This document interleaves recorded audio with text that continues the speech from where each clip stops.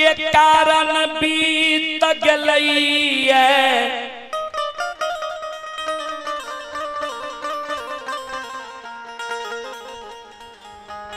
गहबर के ओसार पर माय पेट कुनिया देने छई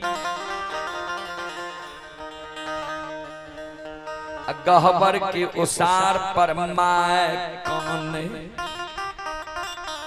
दिन रात के सोच के हो भगवान कोई चीज के कमी विधाता हमरा ए मुकमा नगरी में नहीं देने रहो दौना फुलवारी रहे हौर के बैल रहे डेढ़िया पर बखारी रहे बेटा के एहन जस देने रहो ये हमरा गहबर में अर्दसिया के लेल कमी नहीं रहे आय केहन दिन विधाता हमर क्या दलहाया मुकमा नगरी के दाय माय पैंच उधार नहीं दै छै 5 दिन से अन्न के कारण भूखल छी हे परमात्मा आके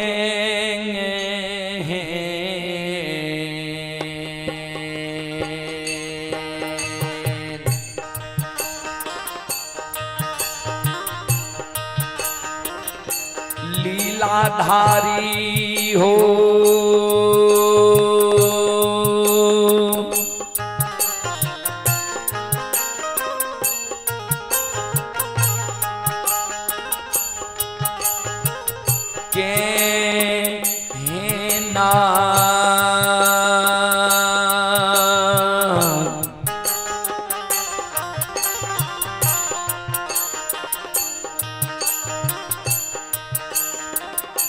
दीना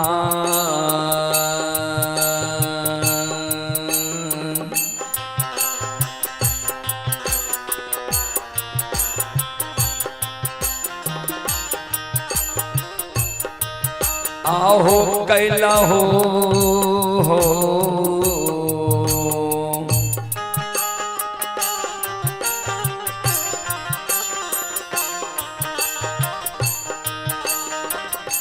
ठाकुर जी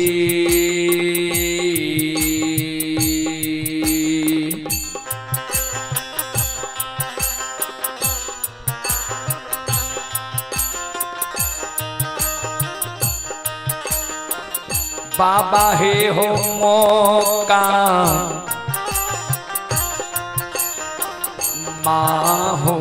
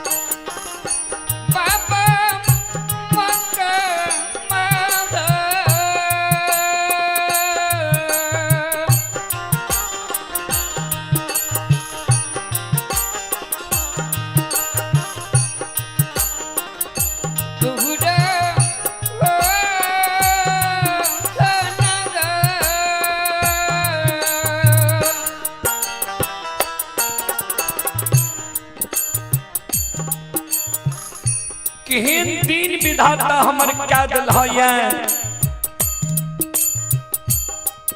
जी आइ कोई हमरा पैंच उधार दैल तैयार नहीं छे।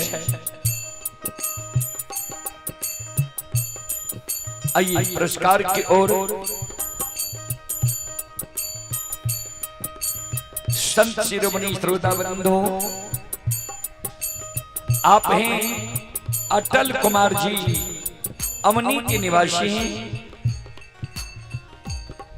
अटल कुमार जी की ओर से 11 रुपए की पुरस्कार आए हैं। बद्री यादव जी की ओर से 11 रुपए के पुरस्कार आए हैं। विभूति पासवान जी, ये उदयपुर प्रवक्ता जिला खगड़िया के निवासी हैं, 21 रुपए की पुरस्कार आए हैं। राजेश कुमार की ओर से 11 रुपए की पुरस्कार आए हैं। ये भटिंडा पंजाब में अभी यह कार्यक्रम लाइव देख रहे हैं। श्रद्धालु को बहुत बहुत धन्यवाद, लाख लाख शुक्रिया, बहुत बहुत साधुवाद। जय हो दानी श्रद्धालु की जय हो, उनके समस्त परिवार की जय हो।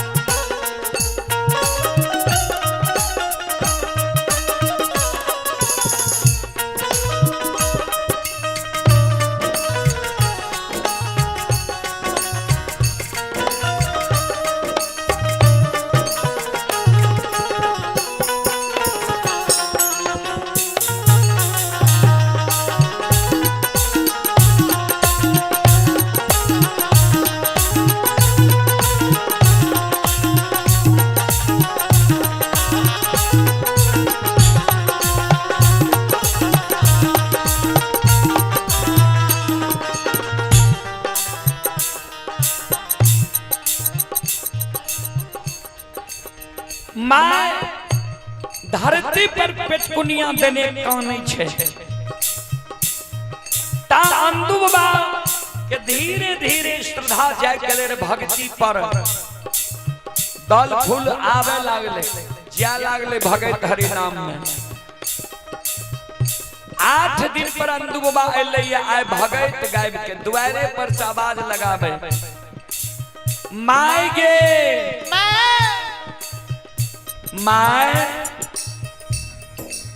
माय कुछो नहीं बोले। अंदु बाबा आंगन जाय छे, देखे छे गहबर के उसार पर माय कान नहीं रहे। अंदु बाबा कल के माय की भेलो, किया कानी छे, किया तोरा आंसू गिरे छ। माय के भूख नहीं काने लगे, रे अभागा रे दुश्मन, रे केहन अभागा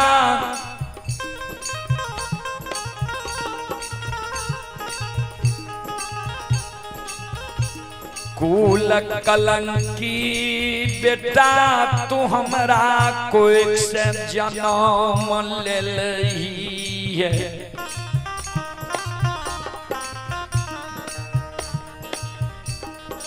जी कोई चीज की कमी भगवान हमरा नहीं देने रहे। रे अभागा बिना पाप के लक्ष्मी द्वार से नहीं भागे। कौन पाप है मकमा नगरी में तू कलही जे धन लक्ष्मी द्वार से भाग।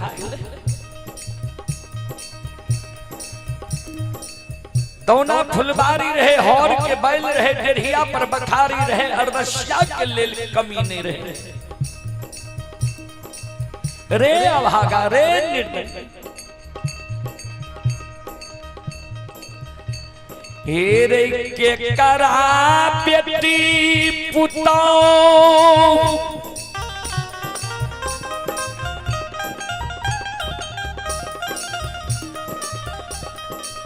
पुतौह के तू मकमान नगरी में सुंदर देख के मचैल गली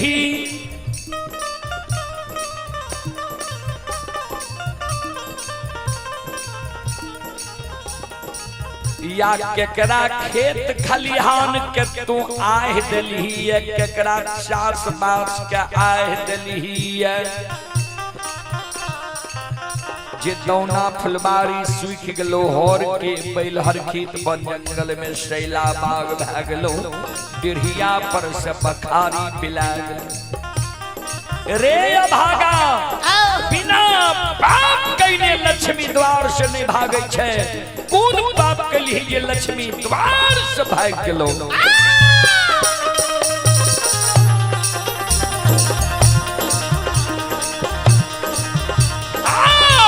तोरे रे पापा से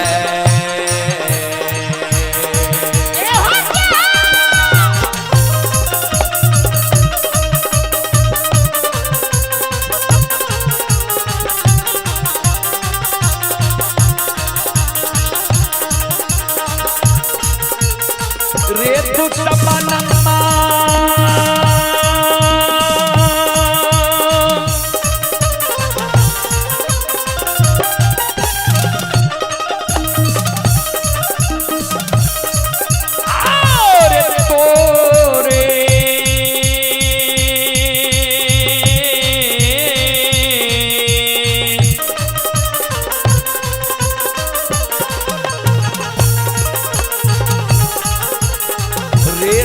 वापस रे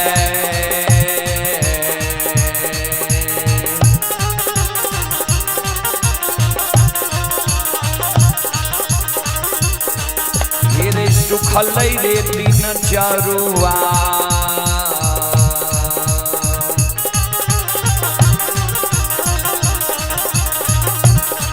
रातौना मोक मारे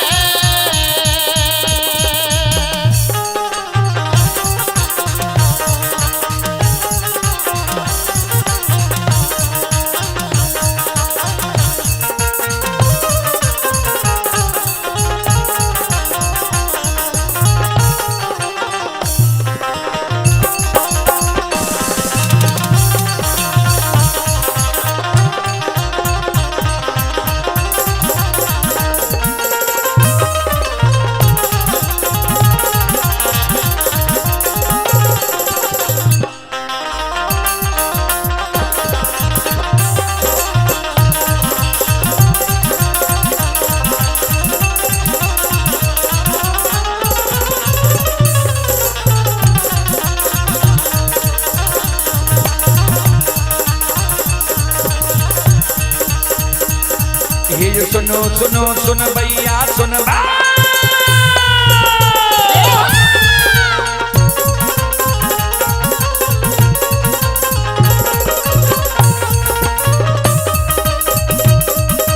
सुनो सुनो सुन भैया सुन बे यो गवैया बज भैया सुन बे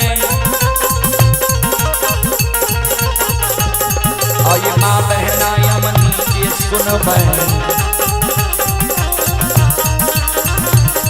हरि हर की बात धिया से सुनबै ए मालिक की लीला के सुनबै बरबर लीला को सैर चल माया लगल कैरा सर चल का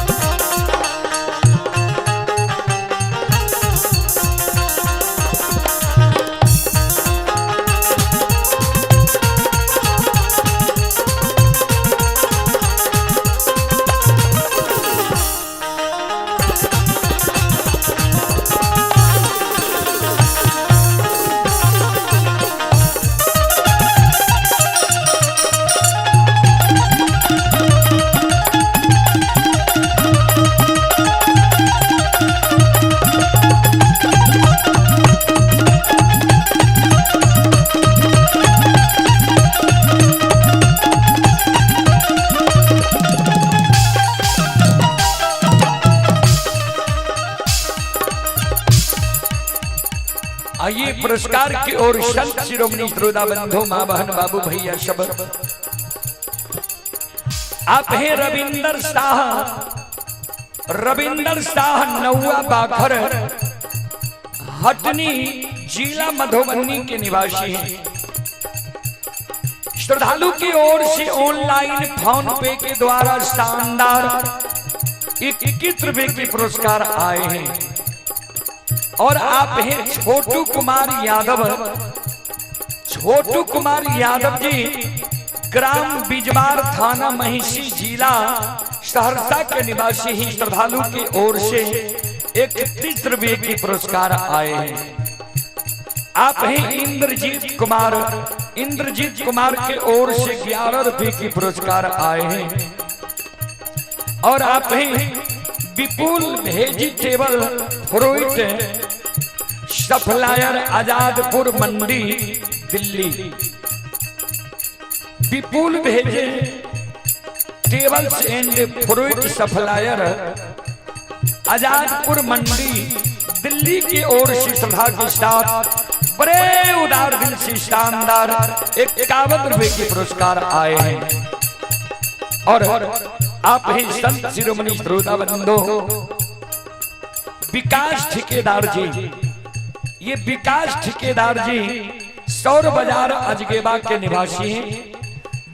विकास ठेकेदार जी ये श्रद्धालु अभी इंदौर में यह कार्यक्रम लाइव देख रहे हैं। श्रद्धालु की ओर से शानदार 51 रुपए की पुरस्कार आए हैं। श्रद्धालु को बहुत बहुत धन्यवाद, लाख लाख शुक्रिया, बहुत बहुत साधुवाद। जय हो दानी श्रद्धालु की जय हो, उनके समस्त परिवार की जय हो। सोनू कुमार की ओर से शानदार 21 रुपए की पुरस्कार ऑनलाइन फोन पे के द्वारा आए हैं। श्रद्धालु को बहुत बहुत धन्यवाद, लाख लाख शुक्रिया, बहुत बहुत साधुवाद। जय हो दानी श्रद्धालु की जय हो, उनके समस्त परिवार की जय हो।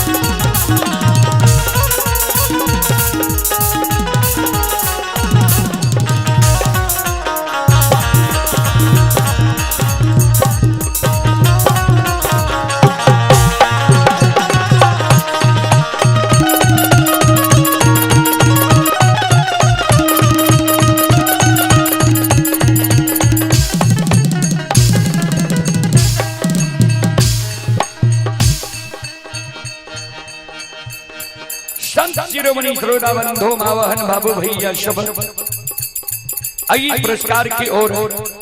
आप हैं डॉक्टर गजेंद्र यादव BAMS की तरफ से 101 रुपए की पुरस्कार आए हैं। न्यू बेबी केयर क्लिनिक के संचालक डॉक्टर गजेंद्र यादव अमनी खगड़िया के निवासी श्रद्धालु की ओर से 101 रुपए की पुरस्कार आए हैं। एक बार डॉक्टर साहब के नाम पर जोरदार ताली हो जाए।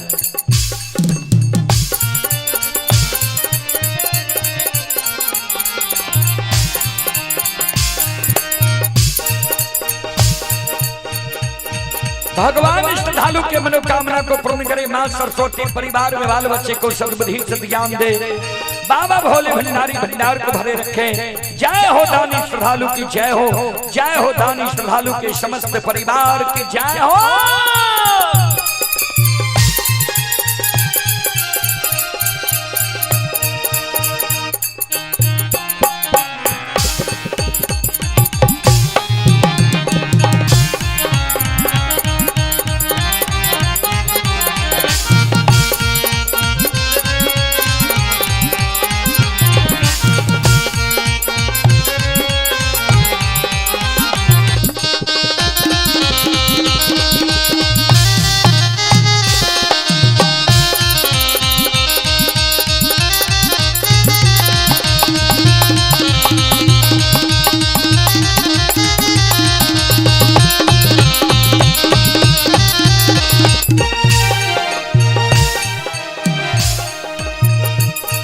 हो भला बाबा भंडार का भरी ये दी हो।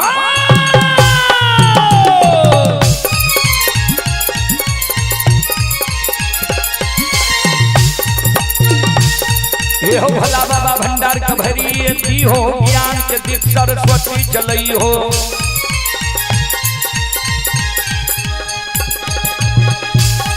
आये तन भूलता मन सन छोड़ता।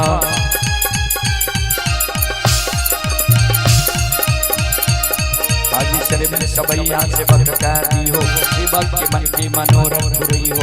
बिगड़ल काम कभी मल बनई हो।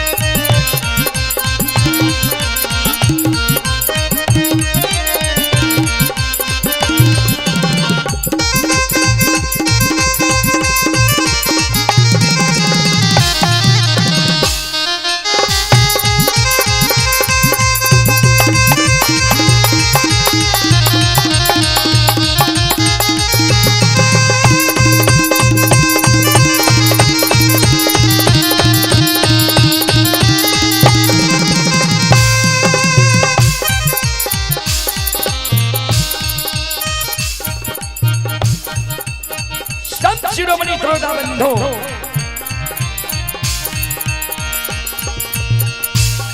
बुद्धिमान लखी माय के शब्द सुई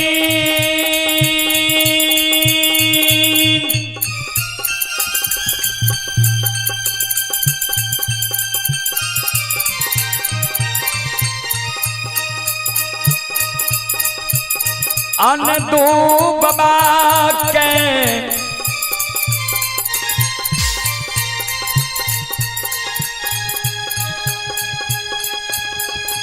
आँख से आंसू गिर रही है।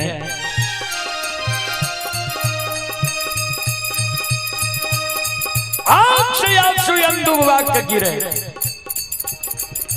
श्रोता बाबू माँ बहन बाबू भैया सब आइए धारा माँ के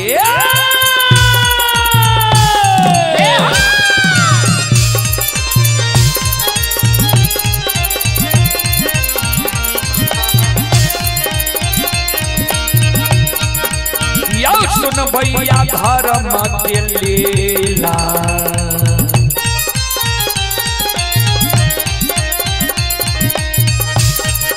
अपार छयो समाज बाबा ये जो चले दुनिया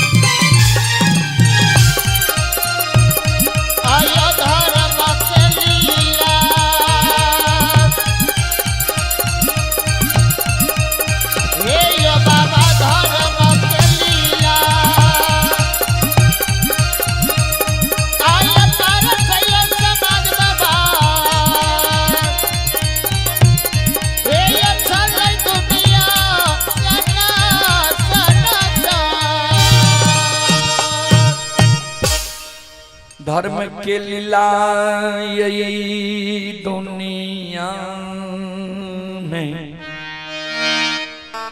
अगम अपार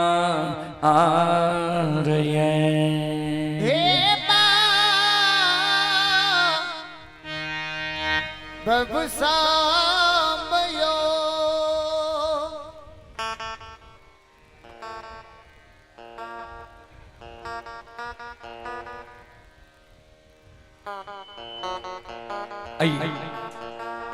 संजय यादव जी की ओर से श्रद्धा की साथ बड़ी उदार दिल से शानदार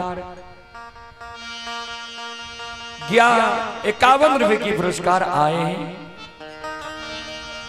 श्रद्धालु को बहुत बहुत धन्यवाद, लाख लाख शुक्रिया, बहुत बहुत साधुवाद। करण कुमार की ओर से ऑनलाइन फोन पे के द्वारा शानदार 11 रुपए की पुरस्कार आए हैं। विकास कुमार की ओर से 51 रुपए की पुरस्कार आए हैं। और आप हैं MS Priya telecom, MS Priya telecom and electronic centre. श्रद्धालु की ओर से श्रद्धा के साथ बड़े उदार दिल से 51 रुपए की पुरस्कार आए हैं। श्रद्धालु को बहुत बहुत धन्यवाद, लाख लाख शुक्रिया, बहुत बहुत साधुवाद। ये करण कुमार जी जम्मू कश्मीर में यह कार्यक्रम अभी लाइव देख रहे हैं। श्रद्धालु की ओर से 21 रुपए की पुरस्कार आए हैं। बहुत बहुत धन्यवाद, बहुत बहुत साधुवाद। सुमन यादव जी बिशनपुर के निवासी हैं, 51 रुपए की पुरस्कार आए हैं। श्रद्धालु को बहुत बहुत धन्यवाद, लाख लाख शुक्रिया, बहुत बहुत साधुवाद। जय हो दानी श्रद्धालु की जय हो, उनके समस्त परिवार की जय हो। आइए रणवीर यादव,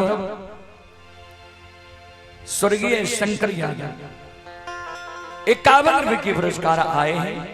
बहुत बहुत धन्यवाद, बहुत बहुत साधुवाद। जय हो दानी श्रद्धालु की जय हो, उनके समस्त परिवार की जय हो।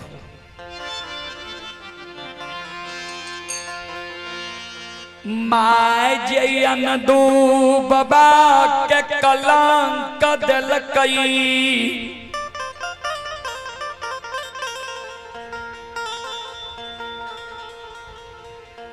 अन दू बाबा के आंसू गिरैया जा जार बेजार कनई छे। माँ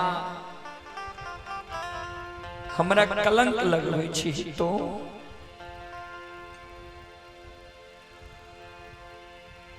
जब तू हमरा कलंक दै छै जे तू पाप कर्म कैले, ये तोरे पाप से दोना फुलबारी सुख लैया। ई कलंक तू ने साक्षात ठाकुर जी धर्मराज हमरा लगबै छै।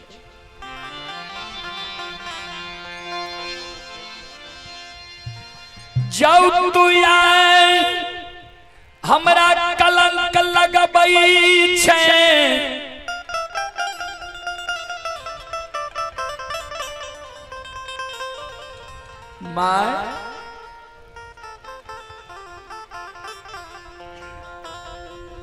जो ई कलंक हमरा बालापन में लगे ही लोग बच्चा जन के हंसी मजाक में उड़ा देती है, अमल नहीं करती है।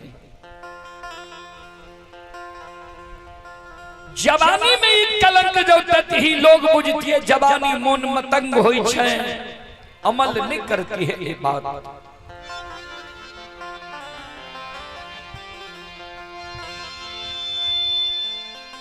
बुढ़ारी बेस में मांगे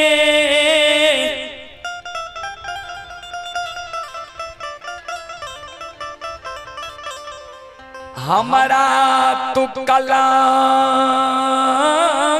लगवई छे।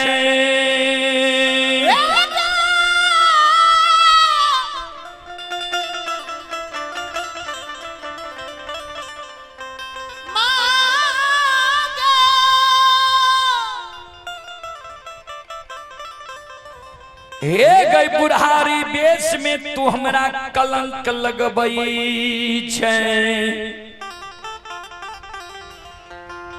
समाज के कानो कान ई बात भा गेल हेते, होय बिहान जब समाज में चलबई ने, समाज के लोग कहते यह पपियावा के पाप से दौना फुलवारी सुखले, धन संपत्ति नष्ट भेलै, पाप पीछे लोग हमरा बोले नहीं देते। तो जो ई कलंक तू लगबै छे त आबै दुनिया में हम जिंदा रह के की करबै माय।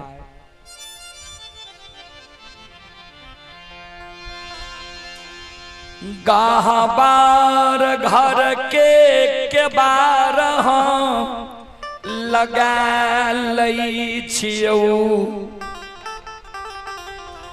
गहबार घर में कूस के चटाई बिछा हम, अन्न जल त्याग गहबर में प्राण त्याग देबो। माँ तोरा शपथ दै छियो, तू गहबर के केवाड़ के नहीं खोली। देखियो एगो बात जे माय कहलकै जे तोरे पाप से दौना फुलवारी सुखलो ये, ओई कारण माय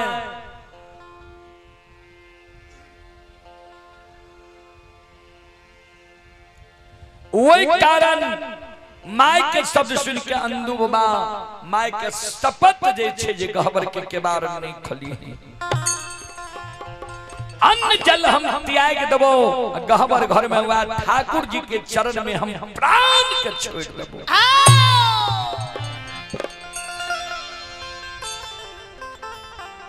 नहीं गहबर के जो तू के बार खोल देबही, तामयो हे गई मारा ले गए।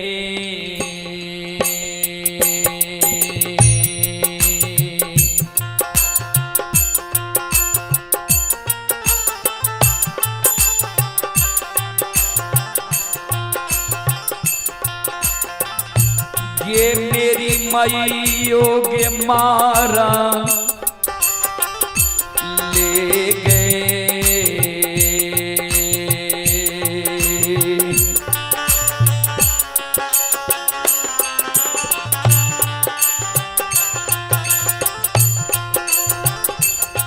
आगे मालिया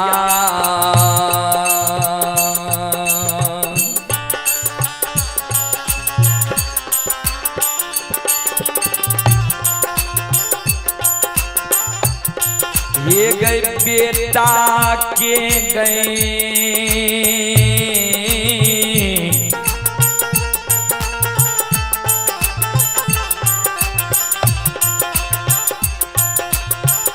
आमा के माय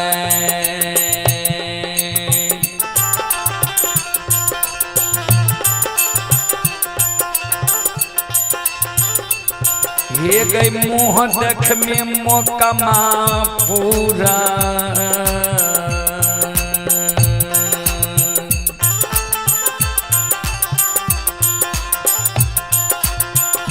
पूरा जना के जना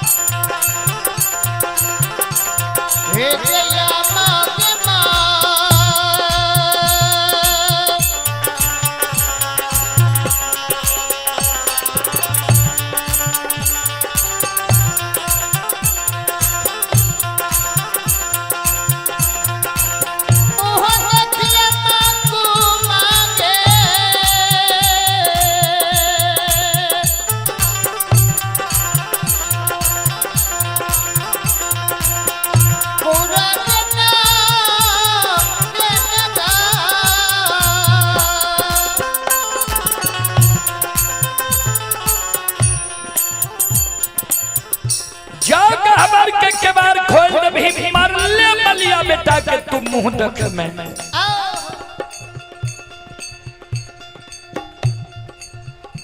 इतना को बात कह के अंदुबा गहबर घर में प्रवेश क्या गले गहबर घर में कुछ के चटाई बिछा के गहबर घर में अंदुबा आसनी की ओर सिर आ केबार के ओर गोरथारी क्या दल के गहबर घर में कौन है गोसाई जा हमरा कलंक लगल हो आवे दुनिया में जिंदा रह के हम की करबे आई आप हैं बबर कुमार जी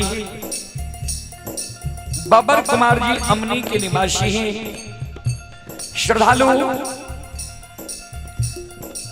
के ओर से श्रद्धा के साथ बड़े उदार दिल से शानदार 21 रुपए की पुरस्कार ऑनलाइन फोन पे के द्वारा आए हैं। श्रद्धालु को बहुत बहुत धन्यवाद, लाख लाख शुक्रिया, बहुत बहुत साधुवाद। राज बब्बर यादव अमनी जिला खगड़िया के निवासी हैं।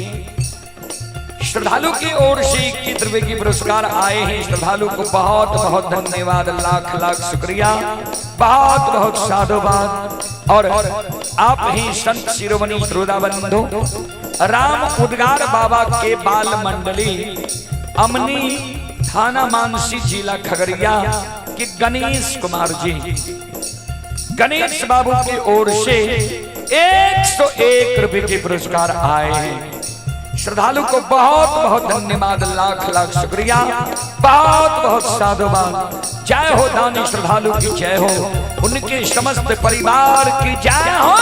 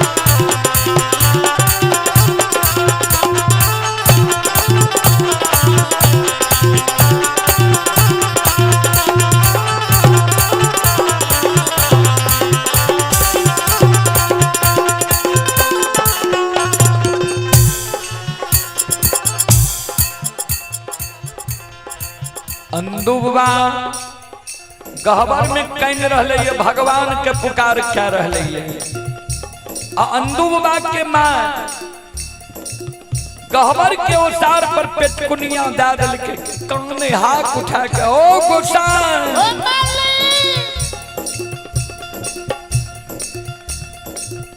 धन संपत्ति तहार लेल हो, धन संपत्ति त चल गए भगवान। बेटा के कलंक लगेलिए, बेटो गहबर घर में प्राण त्याग छे, आपने संपत्तियों गले बेटो छीन गले। आओ ये कराय देखा के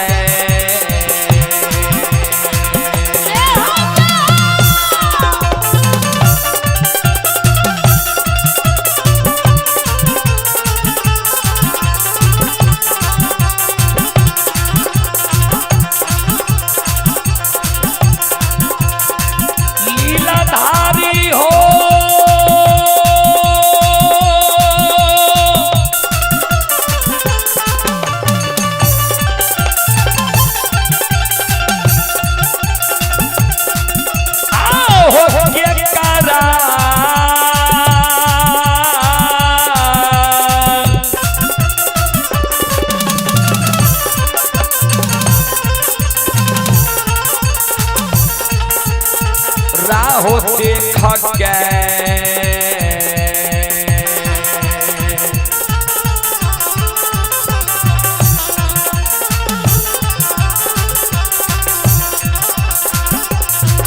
ये हो रहा वही हो धर्मराज बाबा।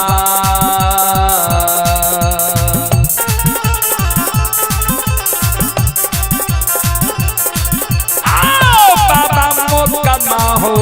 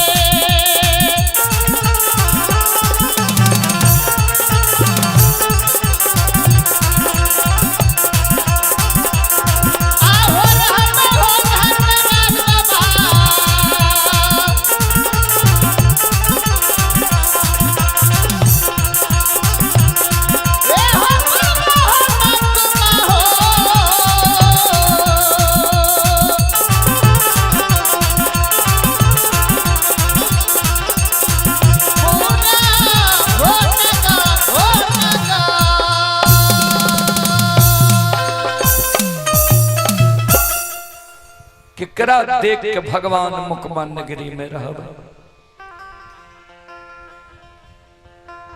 माय काने गहवर के उसार पर धन सोग में पुत्र सोग में आ अंधु बाबा गहवर घर में प्राण त्याग।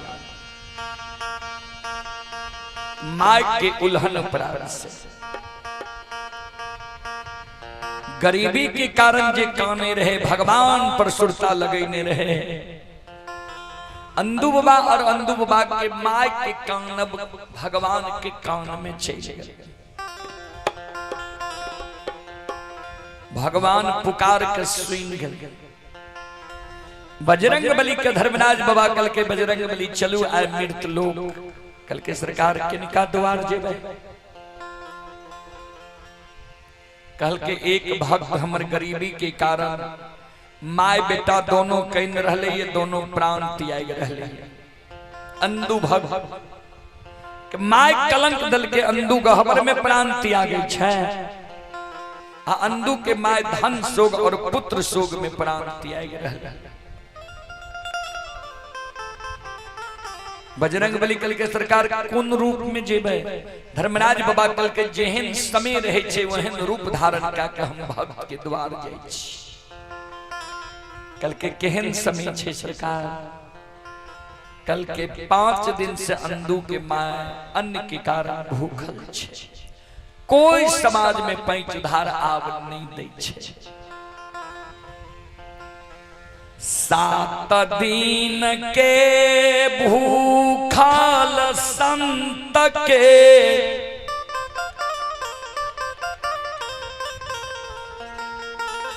रूप धारण के चलू अंधु के द्वार। अंधु और अंधु के माय के कहबे जे भोजन के व्यवस्था करू, नित द्वार पर प्राण के त्याग दे।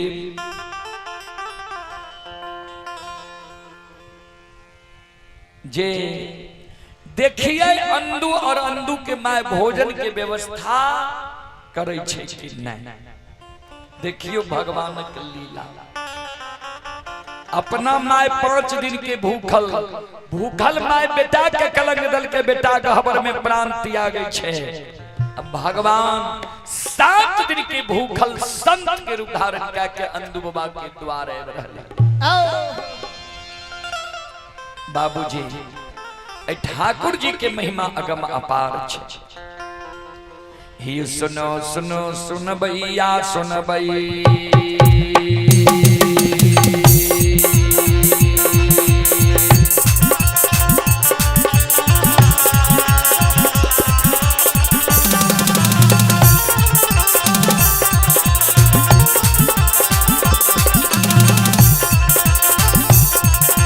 सुनो सुनो सुन भैया सुन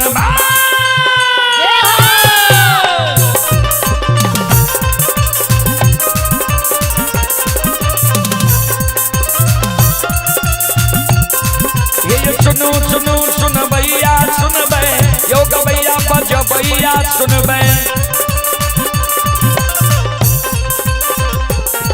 आये माँ बहना अमनी के सुन बे। आये धर्म की बात ध्यान से सुनबे। ऐ मालिक की लीला के सुनबे। परवर लीला को शायर झलका।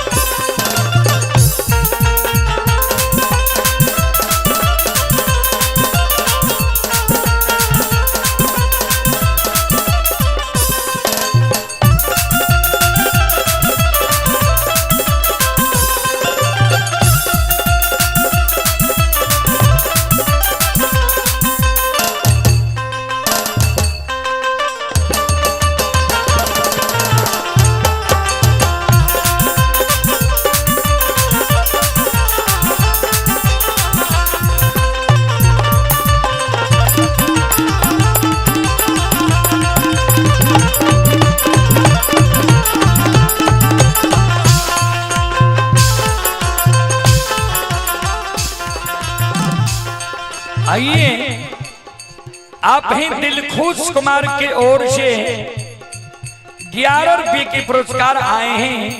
अटल कुमार जी अमनी के निवासी हैं, 11 रुपये के पुरस्कार आए हैं। आप हैं नीतीश कुमार की ओर से 21 रुपये के पुरस्कार आए हैं। बुलेटू कुमार की ओर से 31 रुपये के पुरस्कार आए हैं। श्रद्धालु को बहुत बहुत धन्यवाद, लाख लाख शुक्रिया, बहुत बहुत साधुवाद। जय हो दानी श्रद्धालु की जय हो दानी श्रद्धालु के समस्त परिवार की जय हो।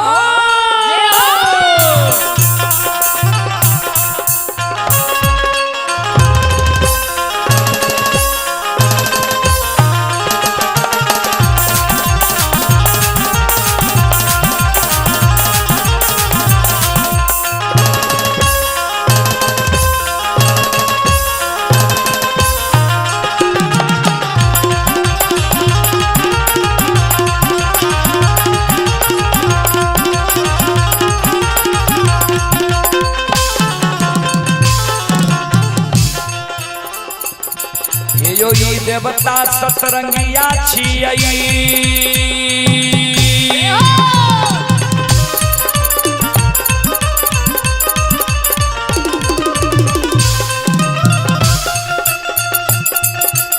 ई देवता सतरंगिया छियै, ई देवता अठरंगिया छियै,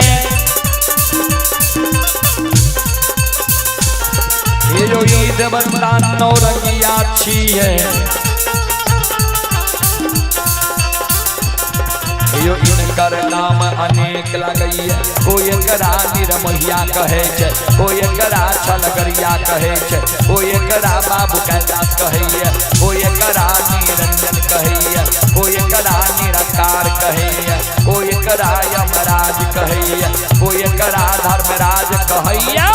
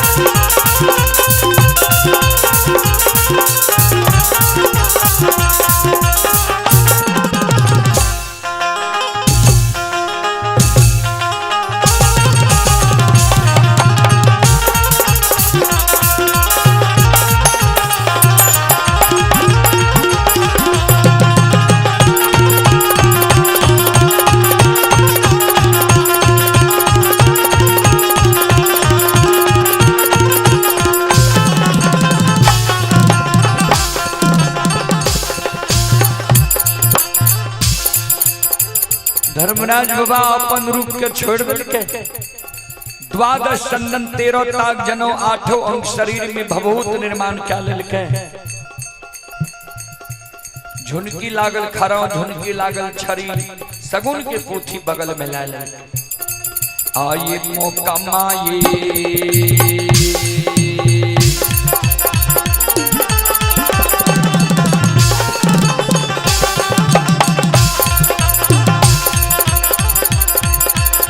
लीलाधारी हो कमा हो पूरा के,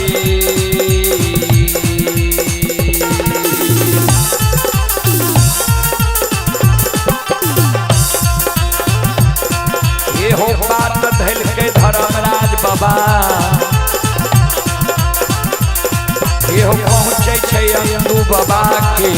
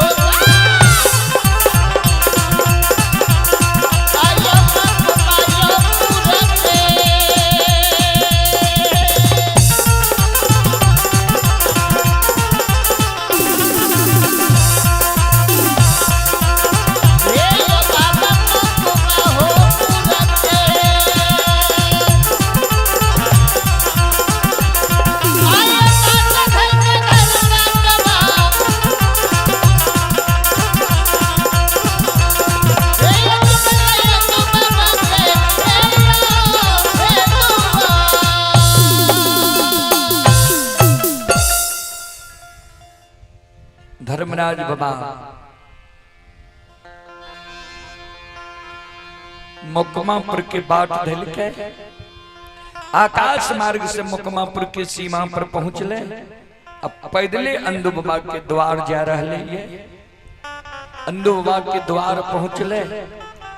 बजरंग बली करिया कमल के आसन लगा दिलके। धर्मराज बाबा आसन पर बैठ गए।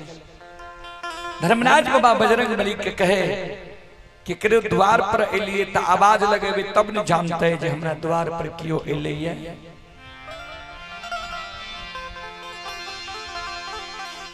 आवाज लगई उन्हें। बजरंग बली कल के सरकार कौन नाम से आवाज लगेबे कल के सुनो। अगर भक्त अंधु कह के आवाज लगेबे में काम नहीं बना। एक कारण अंधु के घर में एक शाम के सीधा नहीं छे। 5 दिन से माय छे भूखल। अंधु दानी कह के शोर पारी जी। अंधु और अंधु के माय समझे जे अगल बगल 10-20 गांव के लोग नहीं छी, दूर दराज के संत छी। हमरा दिन से समय से ही परिचित नहीं छे।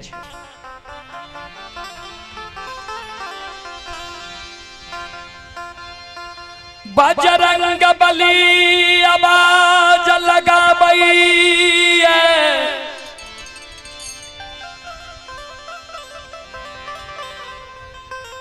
घर छियै आंगन छियै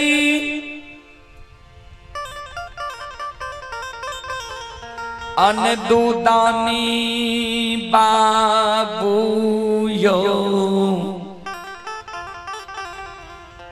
घर आंगन से बाहर हइयो द्वार पर अइयो। बहुत दूर से अपने के द्वार पर अइलौं।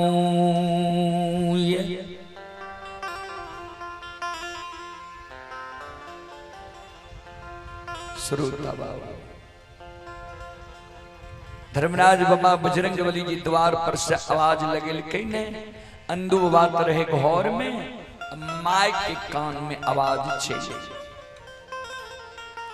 हे विधाता अंधुदानी कह के सुर पारे छे। केकरा हमरा द्वारा भेज दिल है कौन आशा से। माय जे गहबर के ओसार पर पिटकुनिया देने रहे। डेढ़िया पर्दा लाइक के माय द्वार के ओर नजर खिरेल के। 12 चंदन 13 ताक जनो 8 अंग शरीर में भभूत निर्माण देख के माय एक लोटा जल लेने जाई छे। जल राखै छे। दोनों कर जोड़ के माता प्रणाम करे छे। बाबा कौन आशय कौन कारण कौन जरूरी से हमरा द्वार एलिए। बजरंग बली कल के माता राम अंधुदानी बाबू के माय छी यहाँ। कल के हाँ बाबा। कल के तब ते अंधुदानी बाबू यहाँ के औरत घर भंडार सपने हैं। माँ सुनो 7 दिन हमारा बाट में बीत गलई।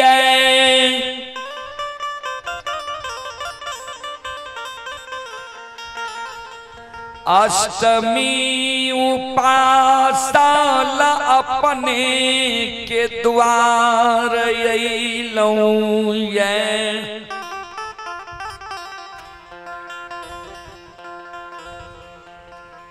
अनदुदानी बाबू के हाथ के परोसा लगाल जब भोजन हम कैलबई। हमर पार्वन आए सफल भै जैतै। माता राम भोजन बनैयो अंधु बाबू के हाथ से परोसा लगबैयो। हमरा दोनों संत के भोजन करबैयो। 7 दिन कते भेले माँ यहाँ जाने हेबै, बुजुर्ग छी। माय के भगवान एहि कारण कहे जे 7 दिन कते भेले, भगवान जाने छे जे 5 दिन से माय भी भूखल छे। घायल के गति घायल जाने, जो कोई घायल हो। भगवान के मुंह से जी ये बात निकल ले, ये 7 दिन से भूखल छिए, भोजन करा दियो। माय के आंख से आंसू टपक, आंसू संभारने माय आंगन जाय छे, आंचल से आंसू के पोछे। भगवान हो 5 दिन के भूखल हम छियै,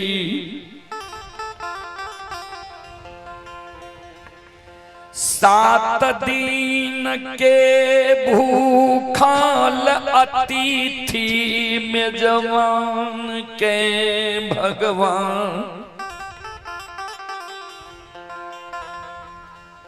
हमरा द्वार भेज दिल हो, आय कोना द्वार के मर्यादा हमर बचते। बाबूजी माय मन में सोचे, अब जा तक अंधु के जगेबै ने, ता तक द्वार की मर्यादा नहीं बचती। माय गहबर के केबार में ठोकर मारे, बेटा अंधु एक बेर बेटा गहबर के केबार खोल नित, आय द्वार की मर्यादा नहीं बचतो। द्वार के मर्यादा के नाम जे शब्द जे अंधु बाबा के कान में गेले, अंधु बाबा गहबर के केबार खोल दिल के बाहर में। माय तोरा कहलियो रे गहबर के केबार नहीं खोले ले,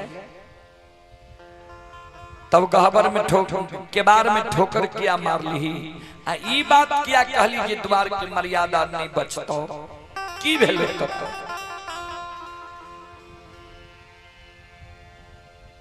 माँ अंधु बाबा के हाथ पकड़ के कौन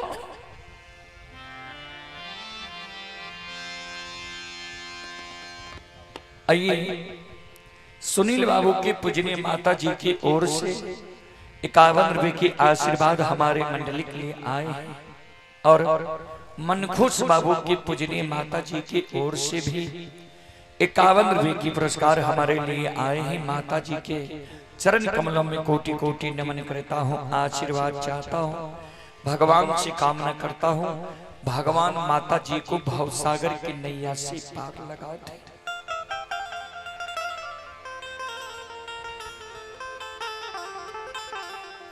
माय अंधु बाबा के हाथ के पकड़ के कौन है तोरा जो कहलियो ने, शपथ दे दली, गहबर के केबार लगा दली। अपना तू गाँव गाँव भगत गईने घुरे छी, तोरा भोजन मिल जाय छो। घर में की बीत रहलो ये तोरा छो मालूम।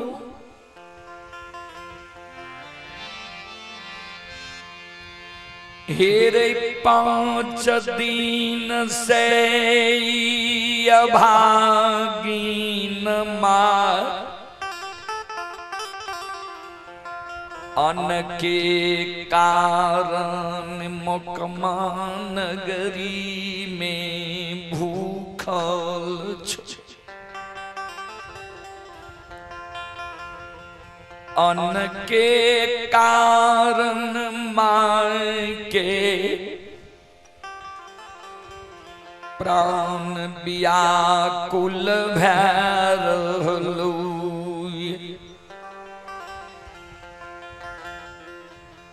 7 दिन के भूखल संत भगवान द्वार पा अन्न के कारण प्राण त्याग रहलू से बेटा हे रई घार रे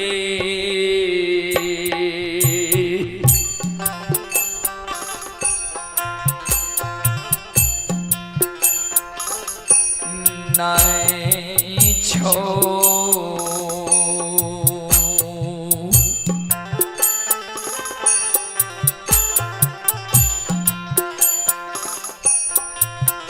हेरे खर्ची रे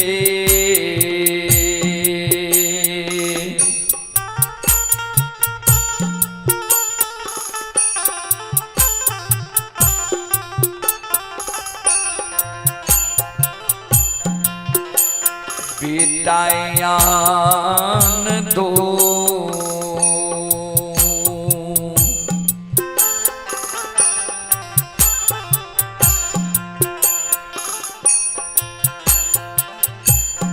दुआरैयानु पाछौ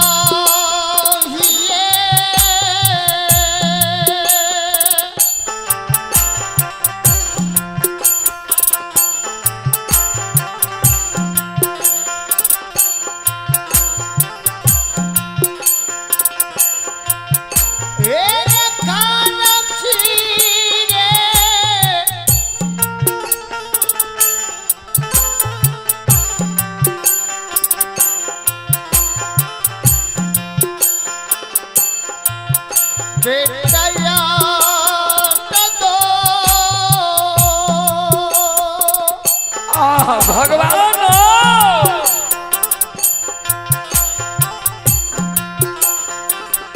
तुवर पर आईला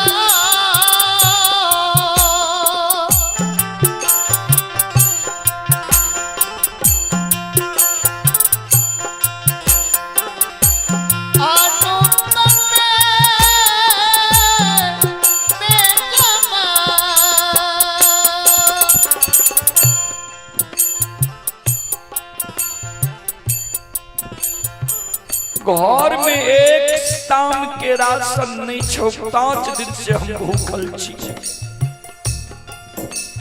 7 दिन के भूखल जोरा मेजबान द्वार पर आब के बैसल छो,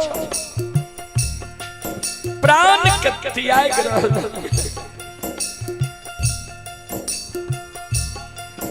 अंदू बाबा कल के माँ यह कारण तू काने छे। एगे अपना घर में न सीधा राशन नहीं छो, 360 घर माली छे मुकमा नगरी में। केकरा ने हमर उपकार कैल छे, के ने हमरा लगा दाइस लगल के डाली लगल के, केकरा ने हम पान देलिए आ केकर ने हमरा मुंह से पूरा भेलैए। आइ नहीं एहन दिन भए गेलै माँ, एहि कारण कानै छै लोग। विपत्ति जब पड़े छै तो मानव के धीरज धरे के चाहिए। 5 दिन से तू क्या भूखल छी, समाज से पैंच उधार लाए है, भोजन बना के भोजन खा लेती है। एक काम कर, शेर तराजू बगल में ला ले, गली से निकल जो, संत नहीं देखो। अगर संत देख लेतो ने वो बुझ जेते जकरा घर में सीधा राशन नहीं छै। ध्यान जे संत एले ये द्वार पर साधारण संत नहीं छै, सारा चीज के ओकरा जानकारी छै। माय संत नहीं देखो जो समाज में एक सिर पैंच लाया, भोजन बना के दोनों संत के भी भोजन करा दी, तू भोजन करा। पैंच उधार के नाम जे कहल के अंदू बाबा माय और कौन है। अब कोई पैंच नहीं छा, सबके यहाँ से 2 बेर 3 बेर पैंच उधार ले लिए, आज तक ककरे दिलिए। जकरे द्वार जाय छी वह लिलवा लै छै। कल के आय जो जकरा से पैंच उधार लेभी ने ओकरा कहिए जे काल हमर बेटा दे दे, तो काल ओकरा हम व्यवस्था का के दे दे। जो पैंच लाया नहीं तो मैं द्वार की मर्यादा करना बचतो। तू 5 दिन से भूखल छी। माइयो मन में सोचे हम भूखल छिए भला छै, 5 दिन में हमरा भेले। संत भगवान के 7 दिन भूखल रहे, 5 दिन में हमरा ई दुर्दशा हो छै, वो 7 दिन के भूखल का संत के कुन दुर्दशा है। बोलियो ठोली माय बहन कहत ने जाय छी पैंच उधार ले आया। शेर तराजू माय बगल में ले ले,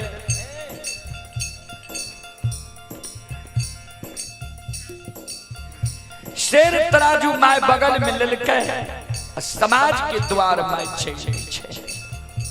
ध्यान दबे, आगे दौड़ा ले गए तो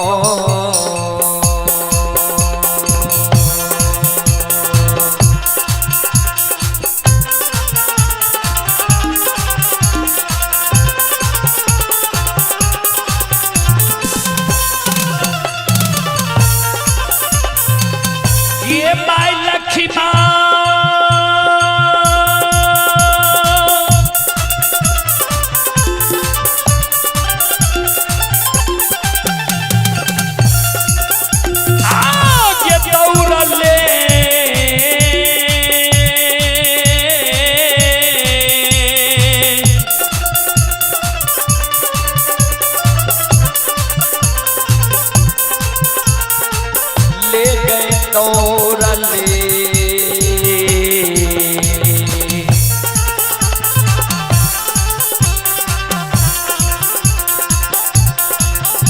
आगे जाय छै गे मां लक्ष्मी मां,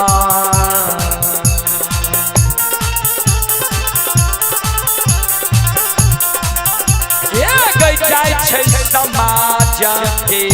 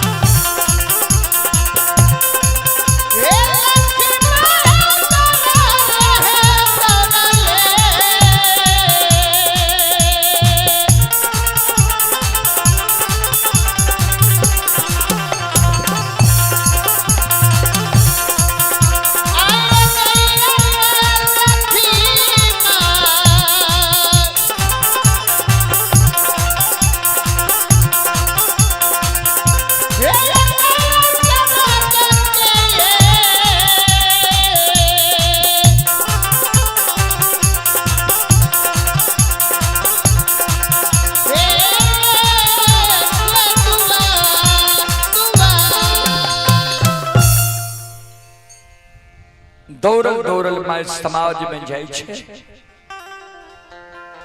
समाज में कहे माय ए बहिन ए दीदी हम 5 दिन के भूखल रहिए, लोक लज्जा के कारण समाज में 5 उधार मांगे लेने एली। 7 दिन के भूखल संत हमारा द्वार पर आए पहुंच गए है, अन्न के कारण प्राण त्यागे छे। एक सिर 5 दिया वो संत भगवान के हम भोजन कराए। आइए आप ही चंद्र किशोर यादव मटखोरा, भाई जग्गा यादव, जिला परिषद क्षेत्र संख्या 3 सिमरी बख्तियारपुर, जिला सहरसा। श्रद्धालु की ओर से श्रद्धा के साथ बड़े उदार दिल से 31 रुपए की पुरस्कार आए हैं। श्रद्धालु को बहुत बहुत धन्यवाद, लाख लाख शुक्रिया, बहुत बहुत साधुवाद। जय हो दानी श्रद्धालु की जय हो, जय हो दानी श्रद्धालु के समस्त परिवार की जय हो, जय हो।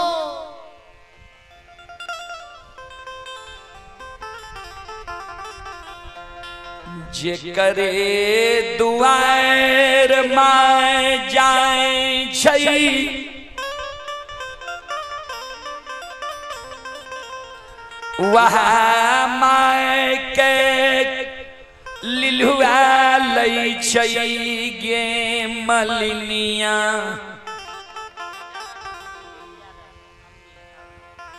आइए बीजल यादव और विष्णुदेव यादव, बीजल यादव और विष्णुदेव यादव जी की ओर से अमीन साहब की ओर से 51 रुपए की पुरस्कार आए हैं और गुलाब यादव की ओर से शानदार 21 रुपए की पुरस्कार आए हैं। श्रद्धालु को बहुत बहुत धन्यवाद, लाख लाख शुक्रिया, बहुत बहुत साधुवाद। जय हो दानी श्रद्धालु की जय हो, उनके समस्त परिवार की जय हो।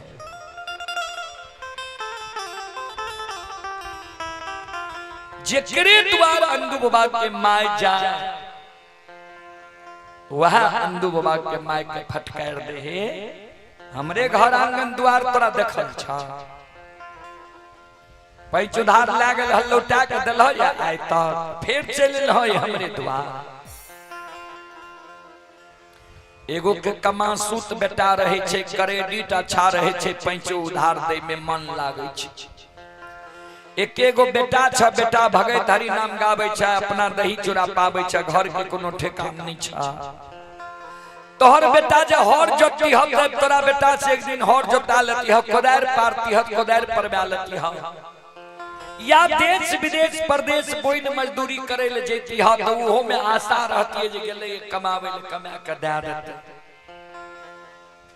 कोनो काम धंधा बेटा करबे न करे छ, आ ओइ कोरिया बेटा पड़ेल है 5 उधार मांगे भागले हमरा आंगन से किने।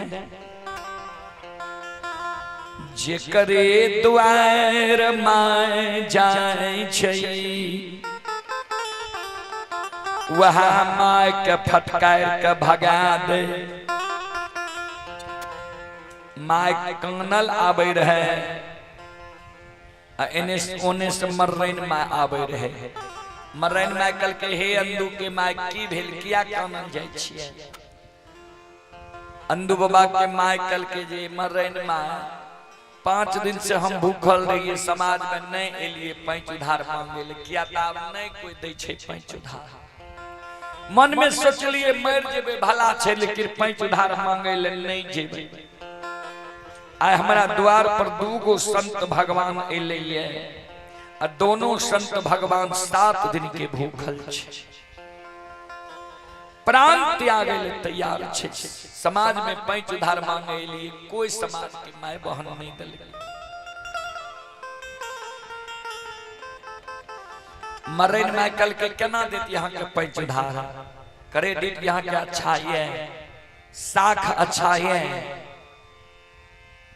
बाबूजी आय तक आय कल जकरा जकर क्रेडिट अच्छा छै ने, ओरा ढेरी लोन दे वाला फोन केलक, घरों पर चल आयल। आ जकर क्रेडिट अच्छा नहीं छै, कतबो कहलक त ओकरा नहीं मिलल लोन। साख जकर अच्छा नहीं छै तो ओकर आय कल कोनो वैल्यू नहीं छै। तो मरैन माइकल के तोर साख अच्छा ये ला जाय छी भुला जाय छी ककरो लुटा के दलिए केना लोग पैंच उधार दे। अंदू बाबा के माय सोचलके जे मरैनो माय नहीं देते पैंच चल देल। एक डेग गले दोसर डेग तेसर पग उठेल के मरैन माइकल के ए अंदू के माय आबू देव यहाँ के पैंच आबू लौट के। अंदू बाबा के माय ले कल के चलू न दिया कल के वना नहीं दे कल के तब सुन लिया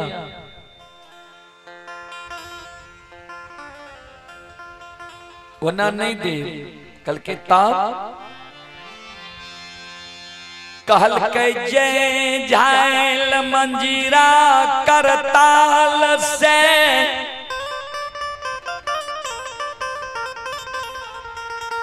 बेटा तोहर भगै तहरी नाम गाबै छा। उझायल मंजीरा करताल जा अल्ले ने चल आब हमरा लग बंधक राख दो।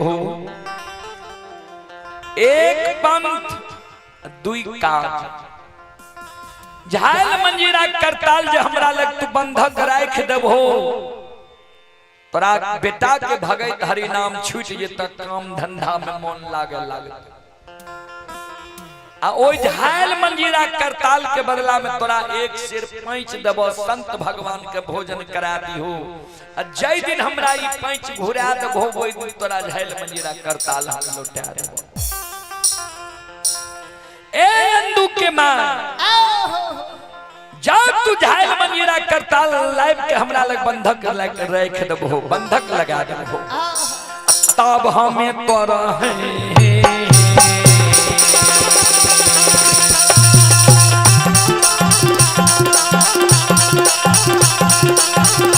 आहे ताबा हमें है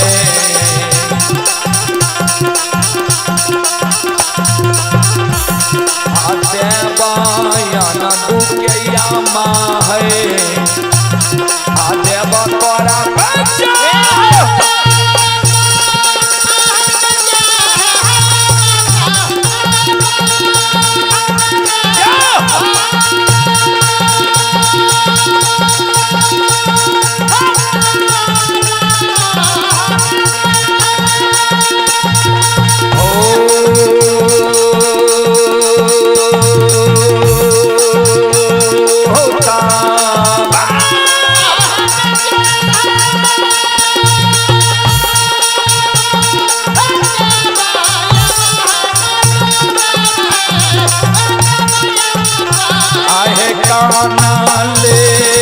कानले है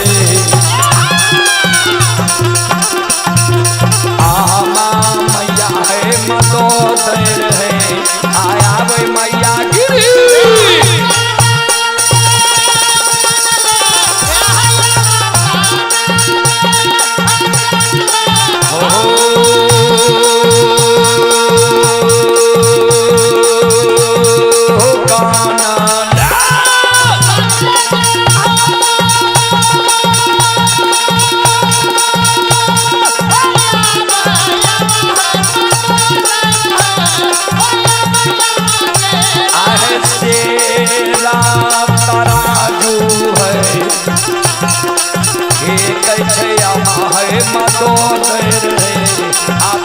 मयो धर्म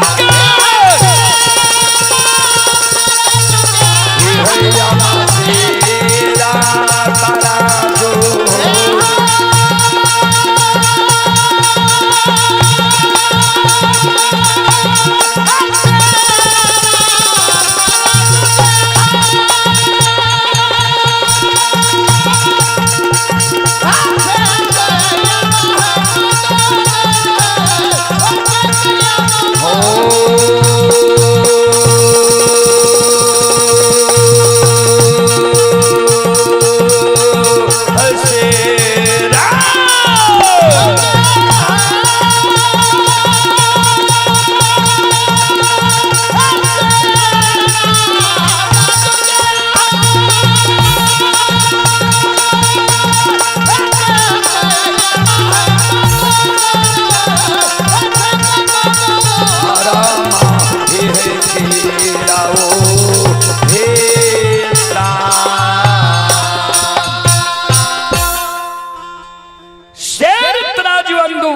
माय धर्म के गहवर के उसार पर फेंक दै छै।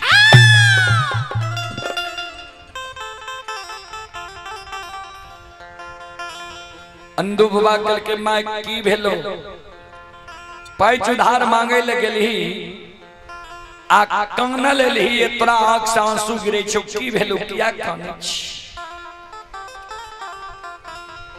माय काने लगा, अरे अभा, अरे दुश्मन,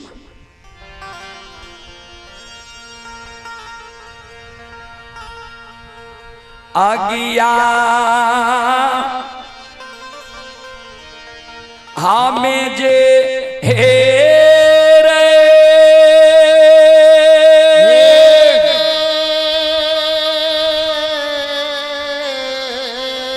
हेरे लगई बहु अन दूर मालो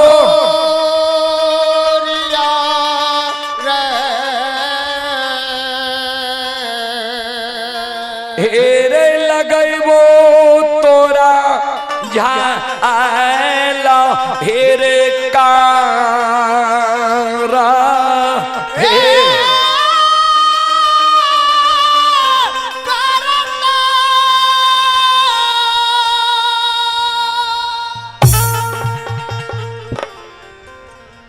आग लगैबो तोरा झायल मंजीरा करताल में, अब बजार खचा देबो तोरा धर्म के हरि नाम।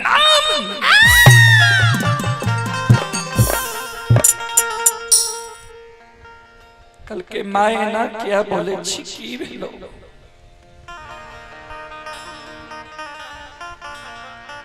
माँ कौन, कोई समाज के माए बहन बाबू भैया पैंच उधार नहीं दिलको, आज तू हल जोतती कोदार पारती बोइन मजदूरी करती, देश विदेश प्रदेश कमाबैले जैतही लोग समाज के सब पैंच उधार देती है।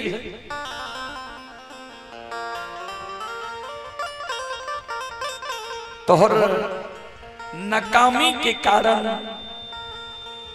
समाज के लोग पैंच उधार नहीं दिले। अंधु बाबा कल के कहल को कि माय कल के जे मर रहे माय कहल को जे जे झायल मंजीरा करताल से तोहर बेटा भगैत हरि नाम गाबै छा, उ झायल मंजीरा करताल जा लेने चल आब, हमरा लग बंधक राख दो, ओइ बदला में तोरा हम एक सिर पैंच दे।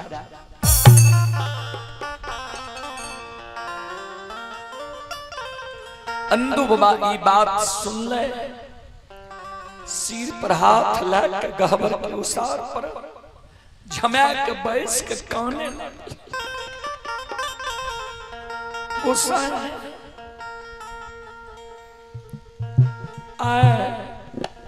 द्वार के मान मर्यादा बचावे के कारण हमरा हाथ के झायल मंजीरा करताल बंधक लग जेते ठाकुर जी।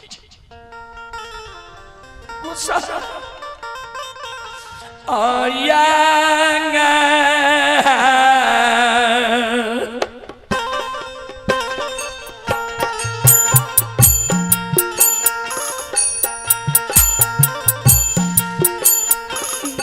मन मोया हो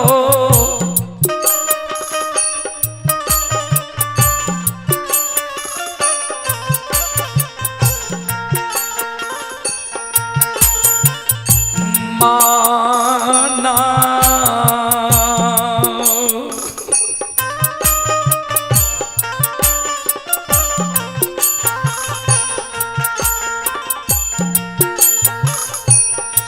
Oh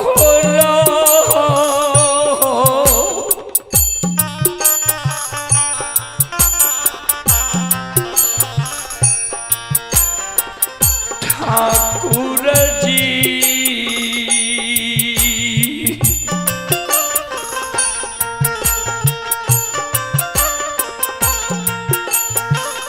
कथिले बनैल हो धर्म के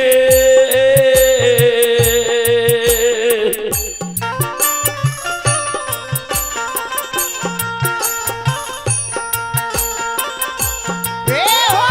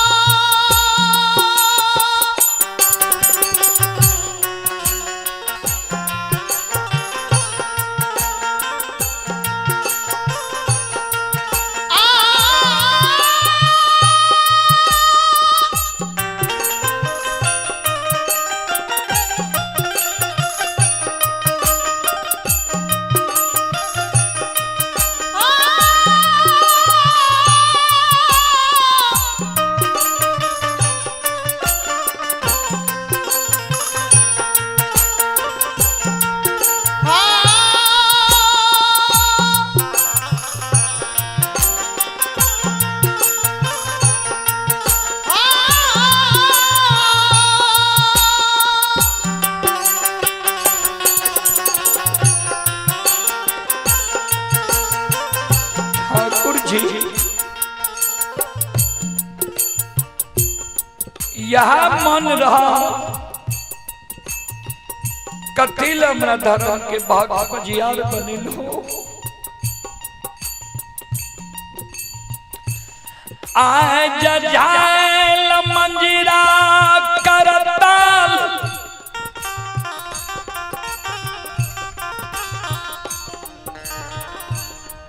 मोकमा नगरी में बंधक लाग जैतई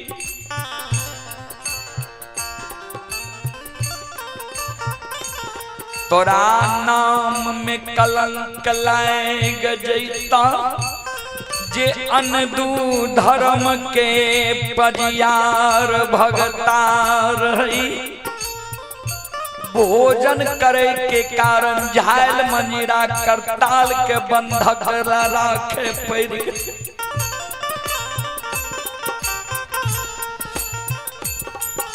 निर्मोहिया हो धर्म के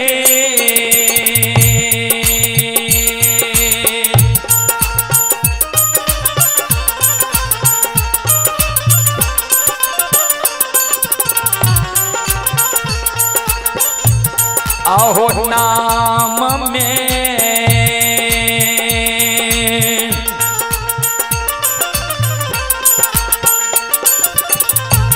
हे हो कलंक लागत धर्मराज बाबा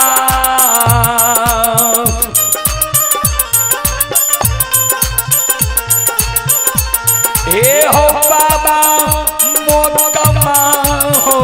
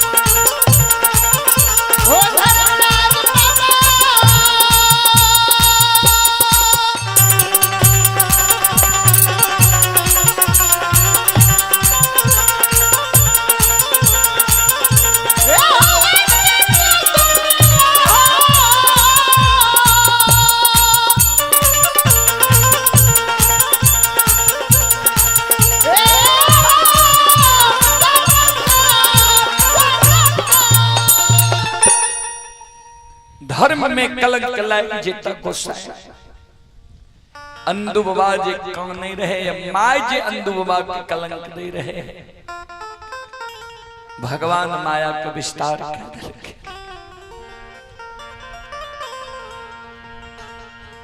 भगवान अंधु बाबा के अंग में समय गए अंधु बाबा पूजा करे लागले अंधु बाबा पूजा करे लागले माय के कहे लागे अंधु की माय वह गहवर के उसार पर से मिट्टी उठा के कल के ले पुकार विश्वास कर इस संसार में धर्मराज छै कि नहीं छै।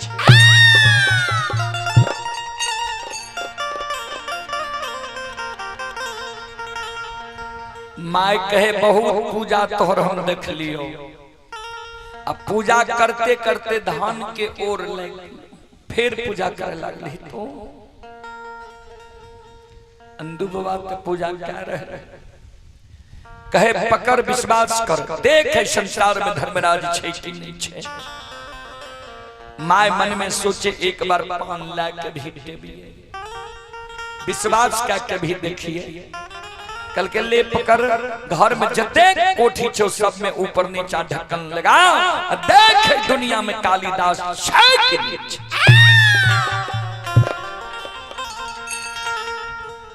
अंधु बाबा के माय पान ले छै चिकन मिट्टी लावे छै मिट्टी सान के कोठी में ऊपर नीचा ढक्कन लगावे छै अच्छा छीट दे छै आ 5 मिनट के बाद अंधु बाबा के खोल निचला ढक्कन खोल कोठी की देख धर्म के व्यवहार जहिना माय कोठी के ढक्कन खोलई छै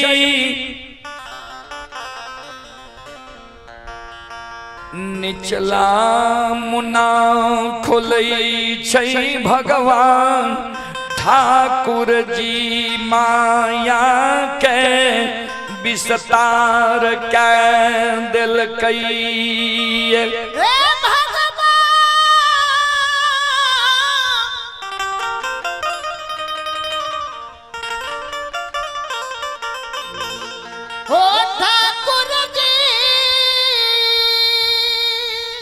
कुनो में से गेहूं कुनो में से चावल कुनो में से दाल अनेक प्रकार के खाद्य सामग्री आज निकले लगे। बाबूजी भगवान के जब कृपा हो ता गुंगा भी सुंदर गीत गावे लगे छै लुल्हा लंगरा भी पहाड़ पर चढ़ जाय छै। भगवान के कृपा जे होय छै अंधु बाबा के धन संपत्ति के भगवान पुनः लौटा दिल के फिर धर्म के व्यवहार चले लगा। सब रास रचावत राम गुसाई नाचत नर मरकट की नाई जे धर्म पर रही छे सत्य पर रही छे परेशान होय छे पराजित नहीं होय छे धर्म और सत्य पर रहे वाला मानव के कभी हार नहीं होय छे।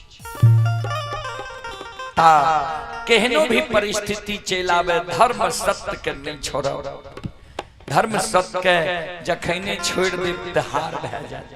चलू तो रात्रि भी 11:30 के पार क्या चुकलिए हमरा सबके 12 बजे के बाद भोजन नहीं करे छिए इस सामान सब खोले में 1 घंटा लग जाए ता अब हम वाणी के विराम देव एक बार सब श्रोता बंधु महाबन से आग्रह करबे यहों सब एक बार दोनों हाथ से ताली बजा के मुखार वृंद से भगवान के नाम ले लियो सब श्रोता बंधु मां बहन बाबू भैया सब सीताराम सीताराम सीताराम कहिए चाहे विधि राखे राम ताहि विधि रहिए सीताराम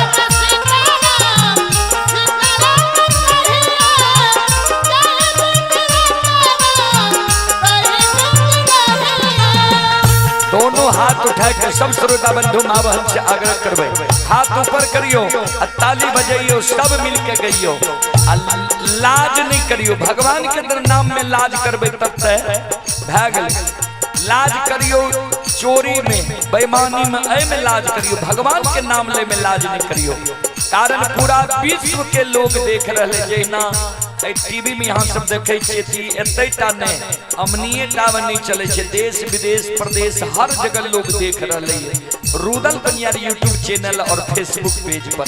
चलो हाथ ऊपर करो और सब मिलके गइयो बजइयो। मन में हो राम राम नाम से हाथ में, तू अकेला नहीं प्यारे राम जी तेरे साथ में।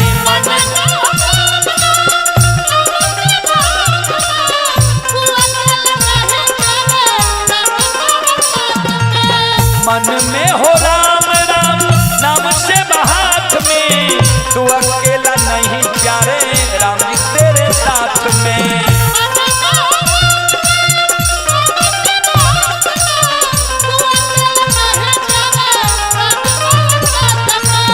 विधि का विधान जान, विधि का विधान जान, हानि लाभ चाहिए, चाहे विधि राखे राम ताही विधि रहिए। सीताराम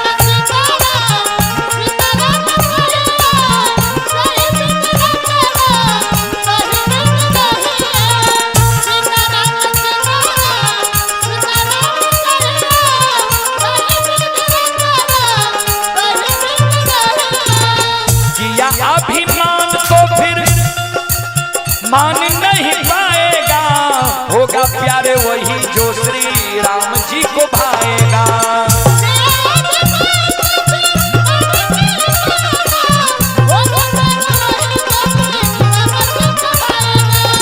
किया अभिमान तो फिर मान नहीं पाएगा, होगा प्यारे वही जो श्री राम जी को भाएगा।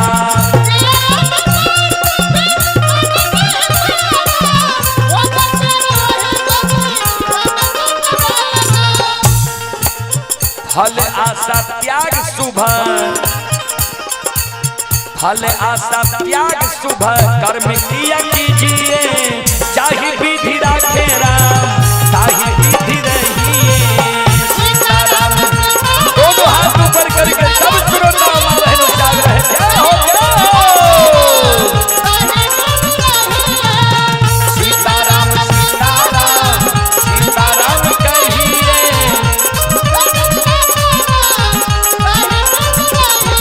ओ चाहे विधि राखे राम ताही विधि रहिए, चाहे विधि राखे राम